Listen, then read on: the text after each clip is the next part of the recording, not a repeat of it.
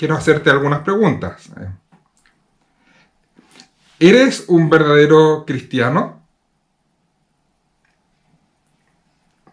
¿Tuviste un encuentro verdadero con Jesús? ¿Has tenido una verdadera conversión a Él, al cristianismo?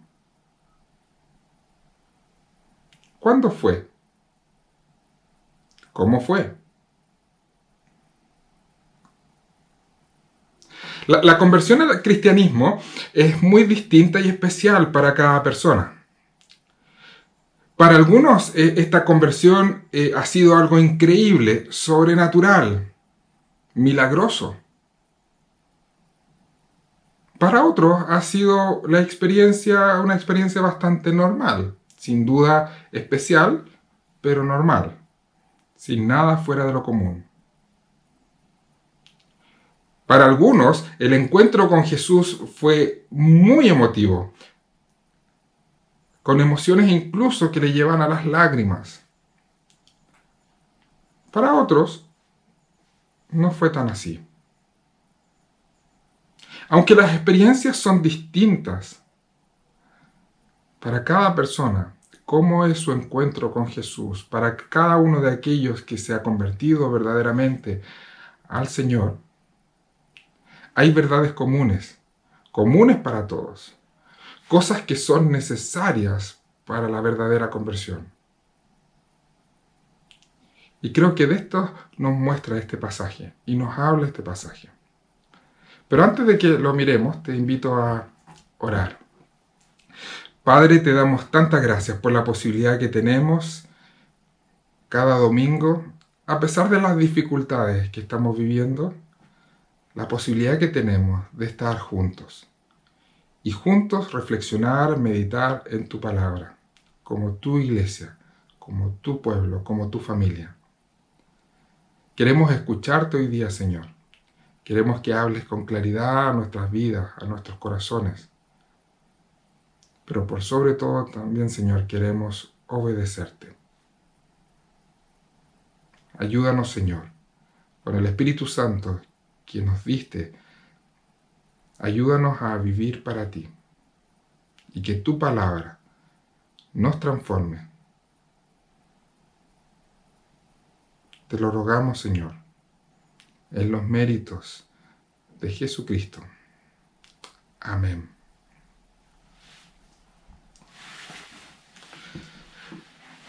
Hoy día vamos a hablar de Saulo. Saulo, que más adelante usará su nombre que viene del latín, Pablo. Este hombre es el que llegó a ser el gran apóstol Pablo, que escribió más de la mitad del Nuevo Testamento. Este hombre que tuvo como misión formar un sinnúmero de congregaciones no judías en todo el alrededor del Medio Oriente. Este hombre que tuvo un pasado del cual no se sentía para nada orgulloso.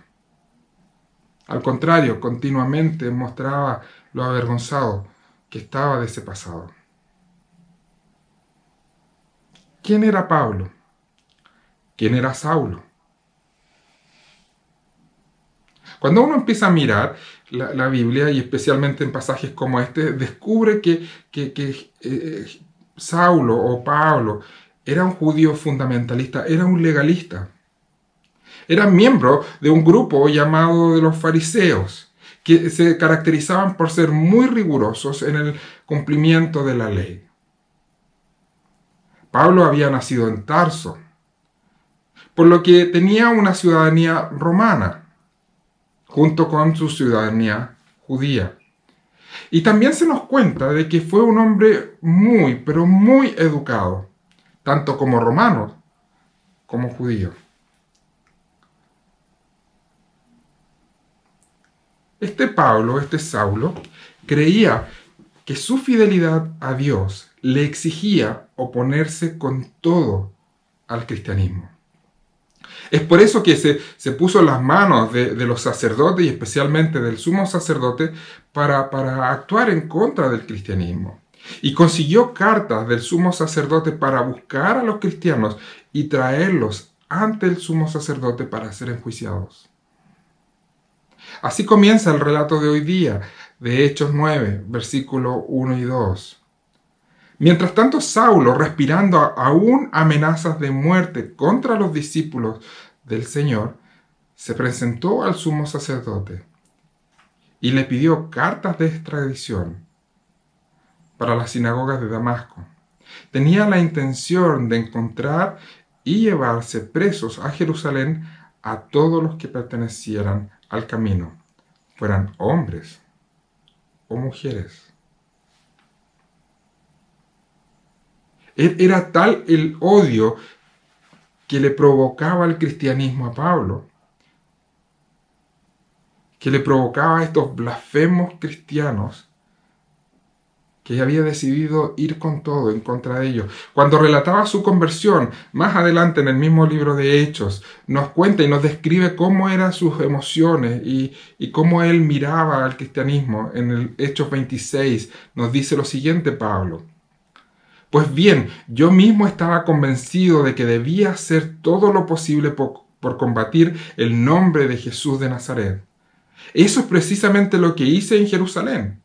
Con la autoridad de los jefes de los sacerdotes metí en la cárcel a muchos de los santos, y cuando los mataban, yo manifestaba mi aprobación. Muchas veces anduve de sinagoga en sinagoga castigándolos para obligarlos a blasfemar. Mi obsesión contra ellos me llevaba al extremo de perseguirlos incluso en ciudades del extranjero. Por supuesto, esta actitud que Pablo tenía, creía que era muy justa, que al haciendo esto él estaba honrando a Dios. Pensaba que al hacer esto estaba ganándose una gran posición en el reino de Dios. Había que eliminar esta gangrena, la gangrena del cristianismo de este mundo, cueste lo que cueste. Por eso, con toda su energía y con toda su pasión, se había propuesto sacar de la historia a Jesús y al cristianismo. Este era Pablo. Esta era la actitud que él tenía. Es sorprendente que cuando uno empieza a mirar la historia del cristianismo y ve varios años después de estos hechos relatados aquí en el Nuevo Testamento, vemos que son los cristianos en la Edad Media. Son los cristianos los que harían cosas similares a las que está describiendo el libro de Hechos que hacía Pablo. Eran cristianos los que creyeron que el reino de Dios crecería eliminando a los paganos, eliminando a todos aquellos que no creían lo que ellos pensaban que era la verdad. Qué lejos estaba Pablo y qué lejos estaba el cristianismo medieval de conocer al verdadero Dios, al Dios de Esteban. Este Esteban que cuando estaba siendo asesinado, oraba a Dios pidiendo por aquellos que estaban lanzando piedras contra él, pidiendo que Dios tuviera misericordia. Sin duda Esteban conoció personalmente a su maestro, a Jesús, y buscaba imitarle en todo. Había seguido el ejemplo de amor y entrega por otros que Jesús modeló.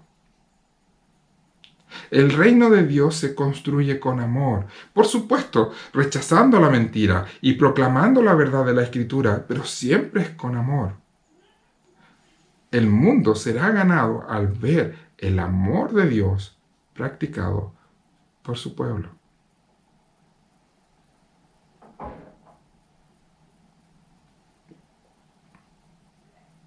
Pero aunque Pablo hacía muchas cosas pensando que le acercaban a Dios, en realidad pareciera ser que lo estaban alejando de él. Pero cuando uno sigue el relato se da cuenta que Dios no dejó que Pablo se alejara con su actitud orgullosa de juicio hacia otros. Dios toma la iniciativa y decide ir al encuentro de Pablo. Quiere que Pablo tenga un encuentro personal con él. Mira lo que nos dice verso 3 al 5. En el viaje sucedió que al acercarse a Damasco, una luz del cielo relampagueó de repente a su alrededor. Él cayó al suelo y oyó una voz que le decía: Saulo, Saulo, ¿por qué me persigues? ¿Quién eres, Señor? Preguntó. Yo soy Jesús, a quien tú persigues, le contestó la voz. Pablo iba de camino a Damasco para cumplir con su tarea, perseguir a estos herejes, a estos cristianos. Pero Dios le mostró que no estaba persiguiendo a los enemigos de Dios, que estaba persiguiendo a su pueblo, y que al hacerlo estaba persiguiendo a Jesús mismo. Jesucristo resucitado se le aparece en medio de esta gran luz que lo envolvió. Y tiene esta conversación con él. Y en este encuentro que tiene con él, nos hace ver verdades importantes que son necesarias, verdades que son válidas para todos nosotros, en todo lugar, para todos aquellos que queremos tener un encuentro verdadero con Jesús. La primera verdad que vemos aquí es que nunca, por nuestros esfuerzos o por nuestros méritos, podremos acercarnos a Dios. Por más que Pablo trataba de acercarse a Dios, haciendo todos estos esfuerzos legalistas para ganarse el amor de Dios, tuvo que descubrir que nada de eso le acercaba a Dios. Solo cuando comprendemos que no podemos ganarnos el amor de Dios, solo cuando reconocemos que nuestra incapacidad y nuestra total impotencia nos impiden llegar a Él, es cuando descubrimos que Dios se nos está revelando en su Hijo, en Jesús, en su obra, en el Evangelio.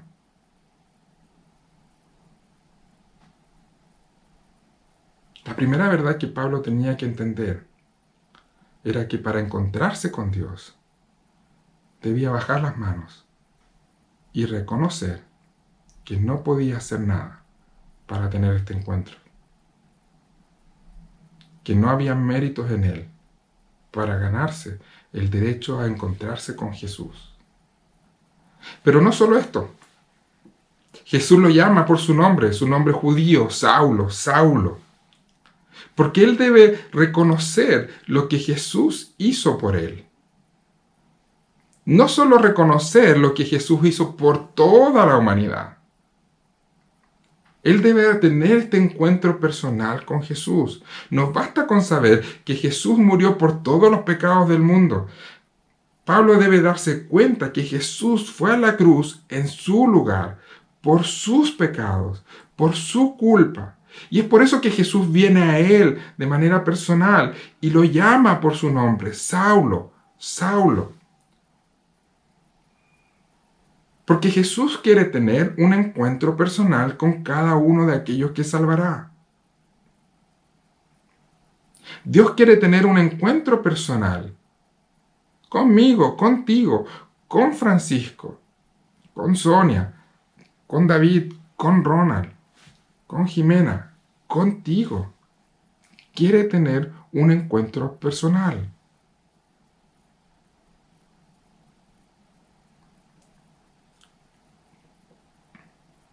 Pero hay algo más. Hay algo más que Pablo debe entender en esto. Porque una vez que Jesús se revela a él y le llama Saulo, Saulo, él no puede decir otra cosa que llamar a este que se está dirigiendo a él, Señor. No sabe con exactitud quién es. ¿Quién eres, Señor? Pero hay una cosa que sí reconoce inmediatamente, que aquel que le está hablando está muy por sobre él. Un judío no llamaba Señor a cualquiera. Pablo, cuando está haciendo esta declaración, cuando está llamándole Señor, está reconociendo que no es otro que Dios mismo que Él le está hablando, que Él le está llamando. Al decirle Señor, está inmediatamente, con humildad, sometiéndose ante aquel que está acercándose a través de esta luz que lo envolvió. Una verdadera conversión implica reconocer que Jesús es el único Señor.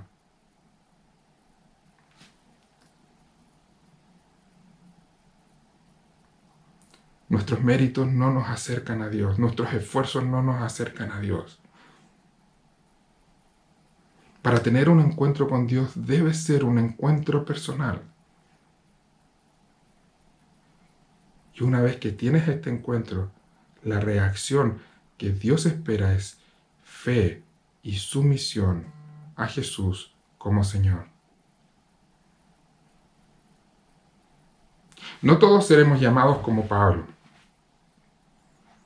con una luz envolviéndonos, camino a algún lugar llamado Damasco. No necesariamente escucharemos una voz del cielo, ni necesariamente será una experiencia sobrenatural o sumamente emotiva. Definitivamente ninguno pasará por la experiencia de Pablo porque la experiencia de Pablo fue única. Solo él fue llamado a ser apóstol de esta forma para cumplir con un ministerio único e irrepetible.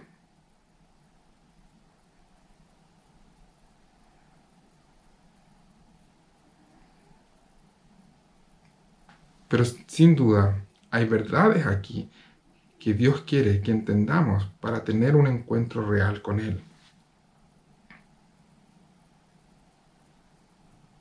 Si hasta el día de hoy tú no has reconocido a Jesús como aquel que fue a la cruz en tu lugar, si hasta el día de hoy tú no has visto que Jesús muere en la cruz, no solo por los pecados de su pueblo, no solo por amor a su pueblo, si tú no has visto que Él muere en la cruz por ti, por tu maldad, por tu pecado, y si esto no te ha llevado a confiar en Él y reconocerle como Señor, yo creo que Dios te está llamando hoy día también a ti. Dios ha tomado la iniciativa y viene a ti y te dice, quiero acercarme a ti. Quiero acercarte a mí. Él sabe que por tus esfuerzos no lograrás llegar a Él. Y es por eso que Él decide tomar la iniciativa y venir a ti. Hoy te está llamando por tu nombre. Porque quiere tener una relación personal contigo. No solo quiere que reconozcas su existencia. No solo quiere que lo admires. Él quiere tener una relación estrecha e íntima contigo. Quiere que le reconozcas como el único Salvador y Señor. Y te sometas a Él en todas las áreas de tu vida. Si quizás hasta el día de hoy no has hecho esto porque esperas que una luz te rodee y te envuelva, quizás nunca veas la luz. Porque si no eres capaz de persuadirte por su palabra, por el Evangelio, por la verdad que la Biblia nos muestra de lo que Jesús nos ofrece, quizás nada hará que te convenzas de que esto es lo que Él quiere darte. Si tú no te has encontrado con Jesús de manera personal, vuélvete a Él. Hoy te está llamando por tu nombre para que bajes tus brazos y reconozcas que no tienes nada que ofrecer, pero que Él puede darte todo lo que necesitas. Que reconozcas que Él fue a la cruz en tu lugar. Y que le reconozcas como el Señor y Salvador de tu vida y te sometas a Él.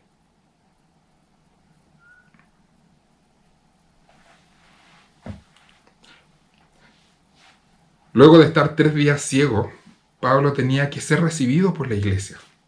Así que Dios envía a Ananías para confirmar su membresía en el pueblo de Dios. Es interesante porque Dios le habla a Ananías y le pide directamente que vaya a Pablo. Y Ananías se niega inicialmente. No tengo idea cómo era la relación de Ananías con Dios, pero siempre me ha llamado la atención de que si Dios le dice claramente a Ananías que tiene que ir, que Ananías considere que puede rechazar esta solicitud. Verso 13. Entonces Ananías respondió: Señor, he oído hablar mucho de este hombre y de todo el mal que ha causado a tus santos en Jerusalén, y ahora lo tenemos aquí autorizado por los jefes de los sacerdotes para llevarse presos a todos los que invocan tu nombre. Ananías conocía el historial de Pablo, pero el Señor insistió, y Ananías no tuvo otra opción que ir y hacer lo que Dios le estaba pidiendo. ¿Qué habría pasado si Ananías no hubiese ido? ¿Qué habría pasado con Pablo si Ananías se hubiese negado a ir?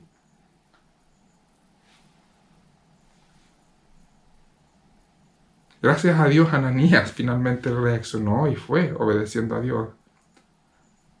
Lo mismo vemos en este texto que Bernabé hace cuando los apóstoles también dudaban de él y los discípulos en Jerusalén dudaban de Pablo. Bernabé lo toma y lo acerca al resto. A veces creo que nosotros nos comportamos como Ananías al comienzo. No estamos tan dispuestos a acercarnos a aquellos que Dios trae a nosotros. Siempre podemos dar excusas respecto a no ser hospitalarios con aquellos que son nuevos en nuestra comunidad. Pero la Biblia es clara al decirnos que debemos ser hospitalarios, debemos ser una comunidad acogedora. Debemos ser sensibles con lo que Dios está trayendo a nosotros y amarles, recibirles, acogerles. Gracias a Dios, aunque no fue fácil con Pablo, hubo personas que lo recibieron. Pablo recobró la vista, fue lleno del Espíritu Santo y su vida cambió. Y de ser un perseguidor de Jesús se volvió un fiel testigo de él. Con la misma pasión con la que antes negaba a Cristo, ahora le confesaba delante de todos. Verso 20, enseguida se dedicó a predicar en las sinagogas afirmando que Jesús era el Hijo de Dios. Verso 22, pero Pablo cobraba cada día más fuerza y confundía a los judíos que vivían en Damasco, demostrándoles que Jesús es el Mesías. Verso 28, así que se quedó con ellos y andaba por todas partes en Jerusalén, hablando abiertamente en el nombre del Señor. Este mismo que antes perseguía a la iglesia, ahora confundía a los judíos. Este que antes odiaba a Jesús, ahora le amaba y le obedecía y se sometía a él. Este mismo que valoraba tanto los méritos como el único camino, sus propios méritos y sus esfuerzos como el único camino de alcanzar salvación, ahora reconocía que todo aquello en lo cual había puesto su vida y su confianza no valía nada. Era basura. Todo aquello antes de Jesús en su vida, en lo cual había puesto su confianza, no valía nada. Lo consideraba estiércol. En la primera lectura que escuchamos en Filipenses, Pablo habla de esto. Dice, sin embargo, todo aquello que para mí era ganancia, ahora lo considero pérdida por causa de Cristo. Es más, todo lo considero pérdida por razón del incomparable valor de conocer a Cristo Jesús, mi Señor. Por Él lo he perdido todo y lo tengo por estiércol a fin de ganar a Cristo. Este Saulo, Pablo, que participó en la muerte de Esteban, ahora estaba arrancando de esos mismos asesinos. Pablo había tenido una verdadera conversión y se notaba en su vida. Todos lo veían en su vida.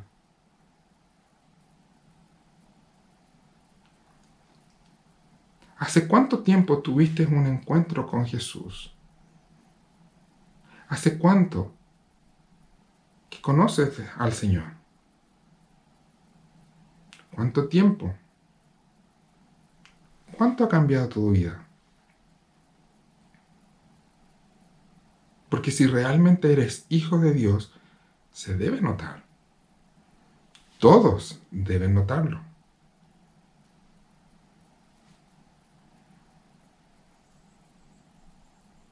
Si al mirar tu vida piensas que quizás no ves tantos cambios, bueno, pídele a Dios que te ayude.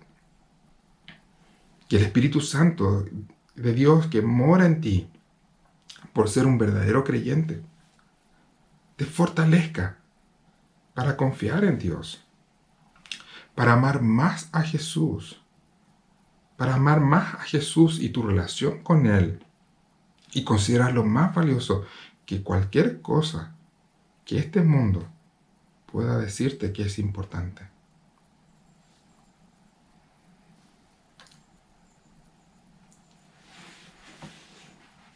Concluyamos.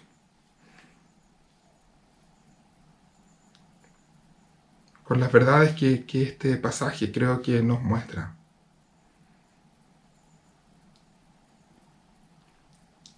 Primero, dándonos cuenta qué cosas implica una verdadera conversión. Una verdadera conversión al cristianismo comienza por un reconocimiento que no es por nuestros esfuerzos, que no es por nuestros méritos, que podremos tener una relación estrecha y personal con Dios. Que es por gracia, por misericordia. Cuando bajamos los brazos y simplemente recibimos el regalo que Dios quiere darnos. La segunda verdad que implica una verdadera conversión es que lo que Dios quiere es tener una relación personal contigo y conmigo. Personal. Donde reconocemos que Jesús muere en la cruz, lleva a cabo su obra por mi culpa, por tu culpa. Él muere por nuestros pecados, por mis pecados, por los tuyos. Y tercera verdad es que una verdadera conversión implica reconocer a Jesús como el Salvador, el único Salvador y Señor. Y nos sometemos a Él en todas las áreas de nuestra vida.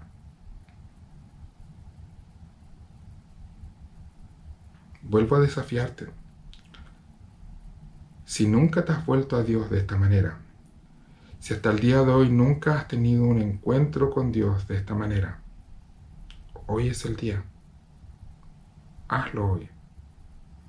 Vuélvete a Dios. Si no sabes cómo hacerlo, acércate a mí al final de este servicio, busca comunicarte conmigo y quiero ayudarte a poder tener este encuentro con Él.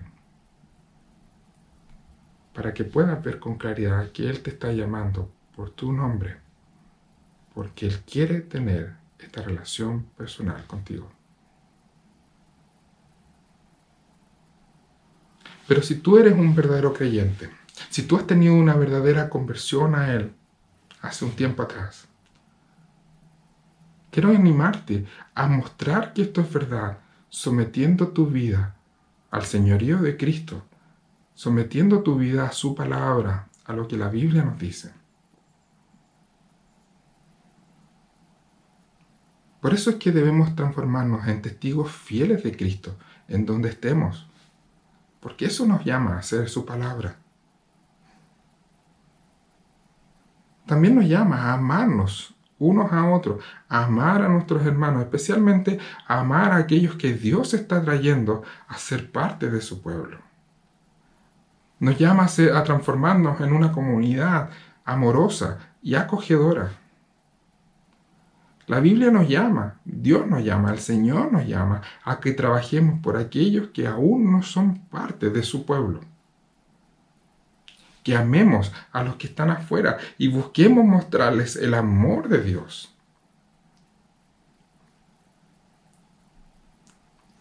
Por último, si tu vida desde tu conversión hasta ahora no ha cambiado tanto como tú crees que debería haber cambiado, si no es tan evidente que realmente Jesús es el Señor de tu vida,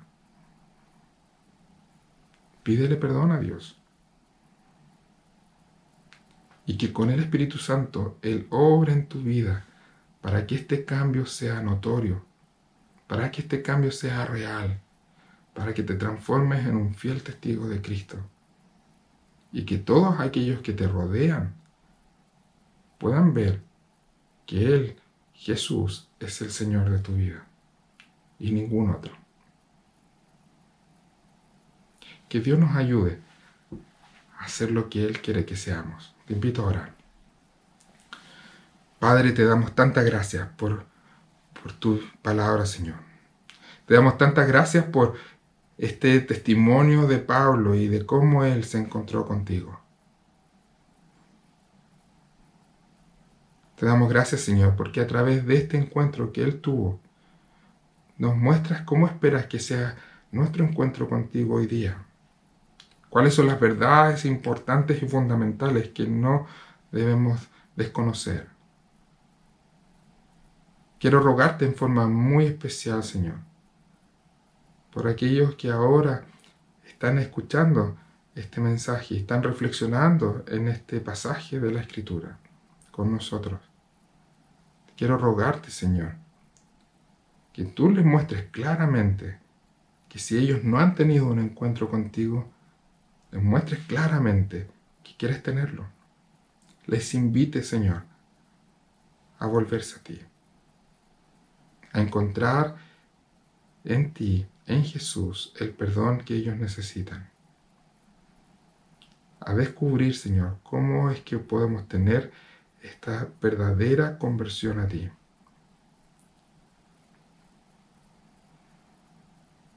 Ten misericordia de ellos, Señor. Y aquellos, Señor, que ya nos hemos encontrado contigo hace un tiempo ya, queremos rogarte, Señor, que nos ayudes